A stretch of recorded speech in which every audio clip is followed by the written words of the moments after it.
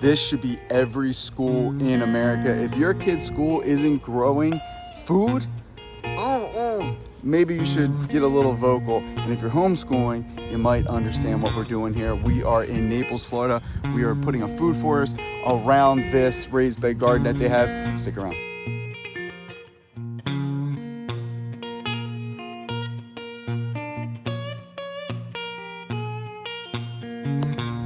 I think there's a reason why the education system removed growing food and put in processed things inside of the school lunches. I think there's a reason for that, but that's for another video. However, here in Florida, I'm in Naples at Seacrest Country Day School. They are pushing against the norm of the processed, of the disconnection between kids and between food and how it nourishes them, body, mind, and spirit. And they have this awesome raised bed garden here, but we're here today because we're gonna install a food forest around the perimeter of this garden area. Now, these beds have been a little bit neglected. It is the summer, so the kids aren't here.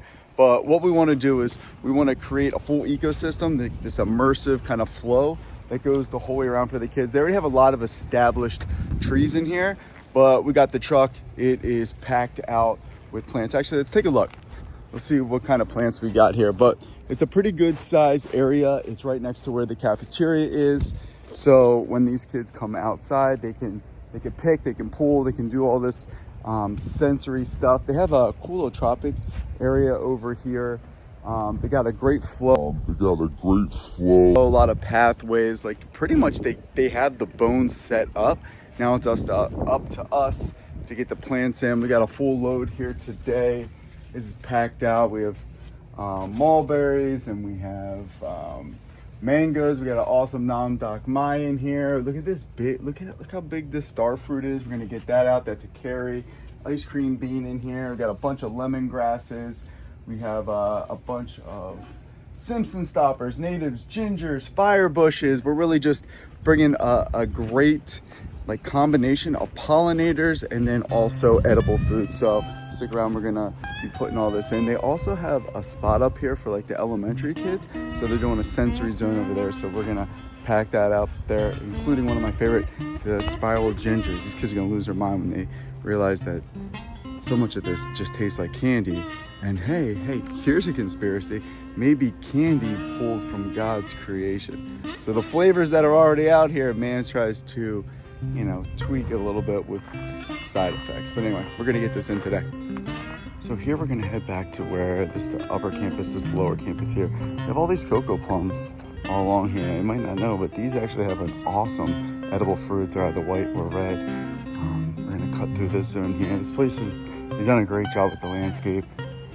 It's beautiful in here. If you can take a look, it's very visually pleasing to come here. Now this is a cool zone for the younger kids. They have like little pollinator beds. This is like basically a big pollinator area over here. So we're gonna plug and play some things in here. They already have a papaya. That's pretty awesome. So we're gonna kind of plug and play in here. From what I heard, Naples Botanical Gardens, somebody from them came over here and helped these kids do this. But we're going to fill this in. I thought that was cranberry hibiscus already. So they already have, if you take a look here, they already have like the sweet potato vines going, which is pretty awesome. The grape area looks great. We'll put in some cranberry hibiscus. We're gonna put in some other pollinators. Might put a katuk right here. It's a cool thing these kids can taste. They already have the rosemary. I brought some more of that here. But we'll put things in. So put some lemongrass right along here. That'll fill in nice and pretty for these kids. They have the mint already. So we're just gonna add to this. I might actually, you know what? I think we're gonna remulch. I'll remulch all this as well. So we're gonna remulch this in here too.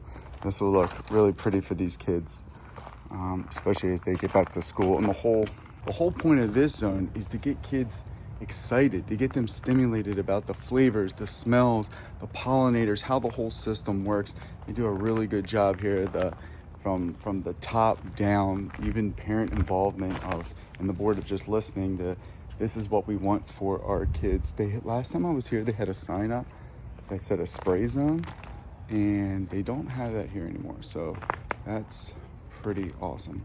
So I know that they're trying to eliminate the pesticides, all these types of things as well. So this is gonna be really, really pretty in here. All right, so I got here a little earlier than the rest of the guys, but I'm gonna start laying these out a while. And the key was for us is their budget was a little smaller here. It's a school, so what we wanted to do is we want to get some big established trees, like some of these bigger 15-gallon guys, mixed in with some 7 and some 3s. That way we kind of have a variety of things that are coming up and working now, and not we put in a passion fruit. I saw they had a couple posts. I'm gonna put that in. A lot of these things are gonna rip. They're gonna just be absolutely awesome. We have a bunch of sages. We have just things. It smells so good in here. And look, you can even see little pomegranate starting to come in there. Pomegranate's back there. Let's do it. Let's fill it out. So what I'm gonna do is I'm gonna start to lay these out here first. And then once I get these laid out, then I can figure out exactly where it is that I wanna dig up and set that space. Actually, I should probably refer to the design. All right, so this is why you always have a design, so you can see where the design is here. These are existing areas. Now I might just shift these into these already dug out areas here. So I might do that and then fill this in. So you look, here's those areas here. That's why design is so important and essential. That way we have a clear outline of what it is that we want when we start to build up the food forest, especially we already have a lot of what the fruits are that we're putting in. We had to switch out some things. We didn't necessarily have them, but it's okay. Also, a word to the wise, you should probably have your equipment more in the front. And by the front, I mean here, than in the back. Or I gotta get this and I can't move it. It's this, these are efficiency things. But the cool thing about these trailers is the Wells Cargo is that it opens up right from the side as well. So we're good here. So a lot of people ask, like, while we're doing this, what are we listening to? I'm here for the first couple hours, lay this out, and then I got my guys coming a little bit later. But I'm listening to Blurry Creatures. Have you heard this podcast? It's like, it asks all the questions that people don't ever talk about, like, like giants and the Nephilim and all these types of things that we see, dinosaurs and Bigfoot or whatever. All these things that, like, it doesn't actually line up with how Christians think or what's in the Bible. And these guys go deeper. So they come at it from, okay, as a Christian, how do we talk about these types of things and what does that look like? And so much of it starts in the Garden of Eden. That's why when we say bring back Eden, we're literally bringing back Eden, particularly when it comes to the creation mandate where God says, be fruitful, multiply, subdue the earth, and steward the earth. So that's what we're doing. We just had a baby. We're producing. We're starting our own businesses. We're getting off the grid. The matrix to start being abundant, and that's what we're doing here. So if you're wondering what I'm listening to, I'm listening to Blurry Creatures. Matt Fradd is also awesome as well. And then music wise, it's a heavy hit of old school 80s country.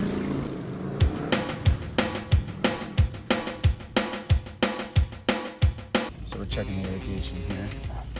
That way we have an idea of where it shoots, and that will give us a better idea on where to put everything. Oh my, the irrigation. So this will help me out when it comes to zones. This is one thing, when I first came here,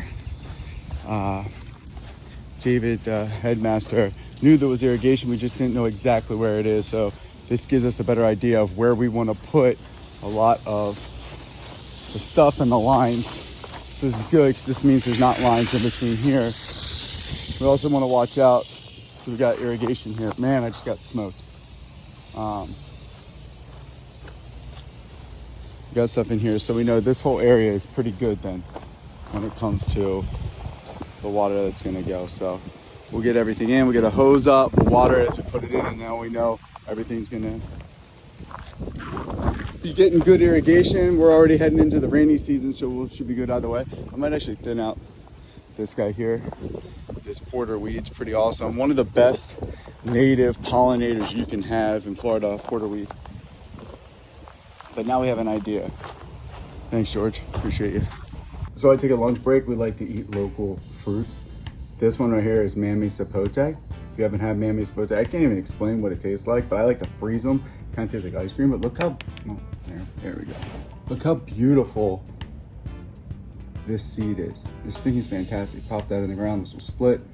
In about 6 years, you'll have a fruiting tree. Or you can get a hold of us, we'll put one in for you, and you can start ripping in a year or so. But Miami spota, these things are filling.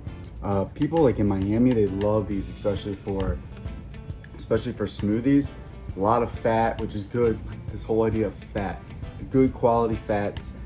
It's got a ton of fiber in it, and it's packed with nutrients. Like if I eat this in the morning, I'm set till like 2.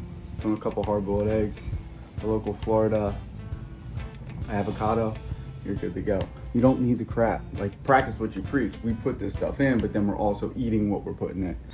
All right, so we're getting the plants all laid out, kind of mixing and matching the like the natives along with like the fruit trees. A little interesting spot over here because we have the loquat already, and we have this fingerling lime, but we also have a mango over here. We have the namdak, which is more of a dwarf medium size mango. So I'm thinking actually that I want to pop it right here. I know it might be close to this, but it will get bigger and it will kind of create a canopy for this citrus, particularly if the citrus doesn't survive. It looks like it's doing actually well. If it doesn't survive for the greening, you'll have another tree here. So kind of, it'll be like an understory to the overstory, and then leave this area for the banana pit. So we're still kind of spacing them out. I got the sweet almond and the Simpson stopper there, some katuk, coreopsis. I got my man Gabriel on site today. He's out here, he's getting in. I think over here we have a Panama berry / strawberry tree he's throwing in. And then we got some pomegranates we're gonna go in. And we might put some stuff in these pots they have sitting out. Depends on if we have time. It's also supposed to rain here today too, so maybe we could tuck in some firebush maybe over there, but it's starting to fill out. We'll clear all this stuff out, make room for the trees, and then we'll mulch on top of that and hit it with compost, soil, stuff we have. But unfortunately, our guy didn't come today, and we're down in Naples. No one does bulk stuff, so we're going with the brown or the black cow compost, the organic Kellogg as well for the compost here. But if we can, we want to go as local as much as possible. But I know one of those companies locally sourced. So we're gonna start filling in the little stuff first, but we want to get the main things in before we get going with anything else. Dude, look, he's wearing those, look at those Nikes, dude. You wearing Nikes like that when you're doing a Foodforest? This kid got some style. All right, you know, we got those summer rains. I didn't even need to say anything to Gabriel. I'm like, hey, you want to go underneath that awning? He's like, nah, I'll put my phone in the car. I'll keep digging. Legends. Like, we know. Look at this guy here. It's Florida in the summer. These plants are going to love this.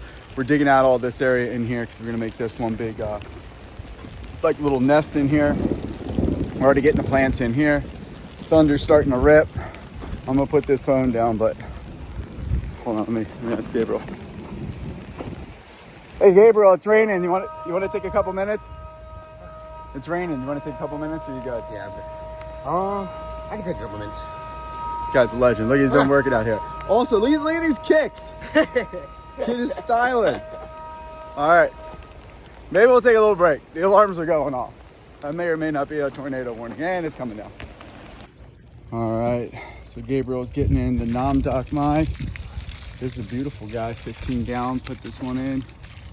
No root ball, look great. The key is really getting it wet. And then we're using this organic compost and soil. He's gonna mound that up.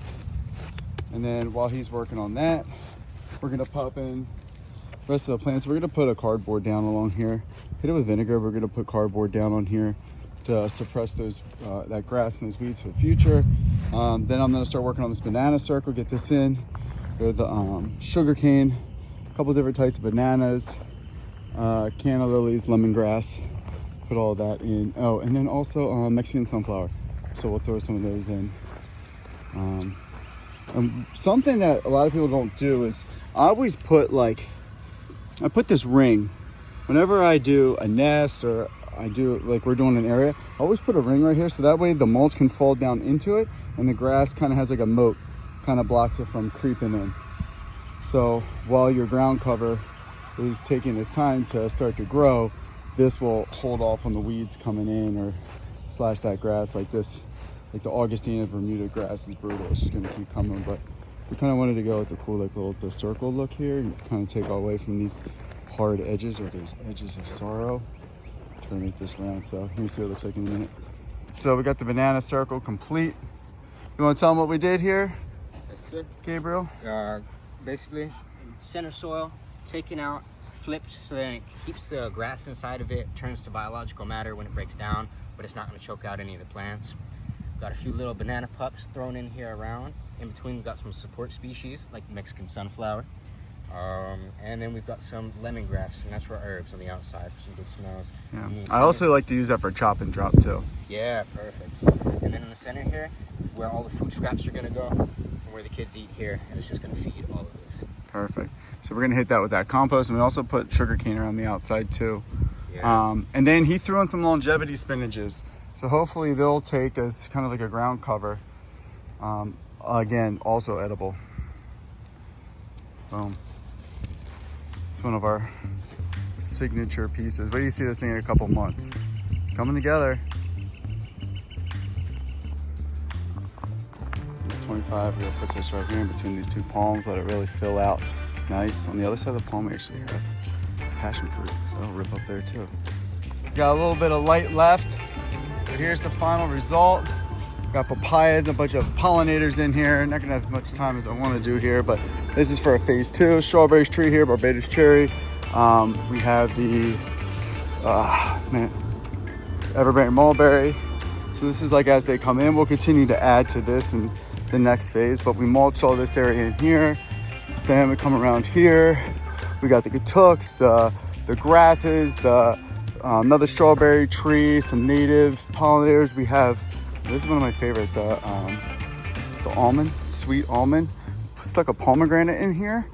Cut around this side here. We got the fig, a couple other, we got the fig, like rosemary, lemongrass.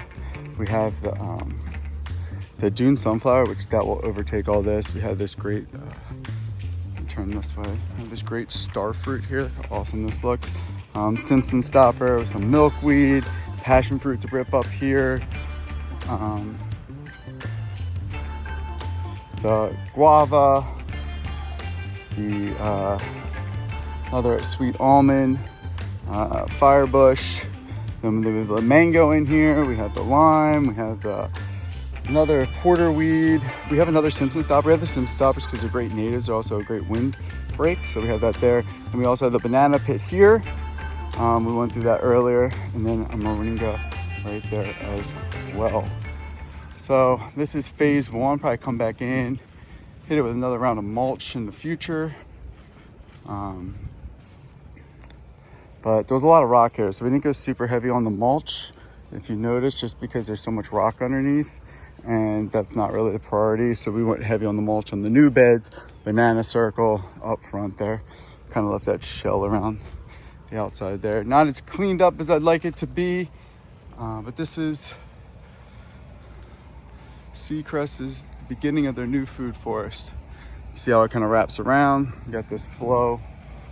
This is going to be pretty awesome, especially when these start to mature. These lemongrass are going to be so awesome. And we have the lemongrass because they're also a mosquito repellent. So we want that here. The papayas, these are red ladies, so they'll get like that tall, so we'll be able to pull from them. And then next phase, we'll fill in a lot of this stuff here. That's a wrap here at Seacrest. Why is your school not doing this? This could be your school as well. You ever have a strawberry tree, aka Panama berry, aka Aratilis? Unbelievable. We're not done yet though. It's almost 8 and we gotta go to the front. We're gonna pop in these 15 plants in the kids zone. Did you ever hit where it's 8 o'clock? You just got done installing a food forest at a school. And your boy thinks you're done, but then you tell him you still gotta plant 25 more plants up front. And it's almost 8, it's after 8, it's like 8:10. I love summer. 20 more minutes? Enough said. All right, it's like 8 o'clock. Oh my, and Gabriel and I were gonna finish up the last bit here. We have a bunch of the milkweeds that we're putting in here, society garlics, marigolds, lemongrasses gonna be on each side, took right here. Basically, you see the area. This is what it looks like. We're gonna blow it. We're gonna mulch it. We're gonna add in our plants here. This is one of my favorite, the spiral gingers. I wish I would have saved this for you. You can eat these. I ate them all. These things pop off. You can eat them. They taste like a sour candy. They are fantastic. Is this one? No. Anyway, so we're gonna get this done. Oh, and I have a cranberry hibiscus. Gotta pop in here too. And this is like the kids' zone. So this is like their taste, smell. This is like their this is all the senses. This is the senses zone right here for the kids. I love that they have this right when you walk in too. 9 p.m. we wrapped. 9 p.m. But we got everything done. Probably can't give it justice in here, but filled in all this, mulched everything. Got a mix of lemongrasses, spiral gingers, society garlics, lemongrass. We have this awesome cranberry hibiscus. Another one, cranberry hibiscus back here. We have this lemongrass over here too.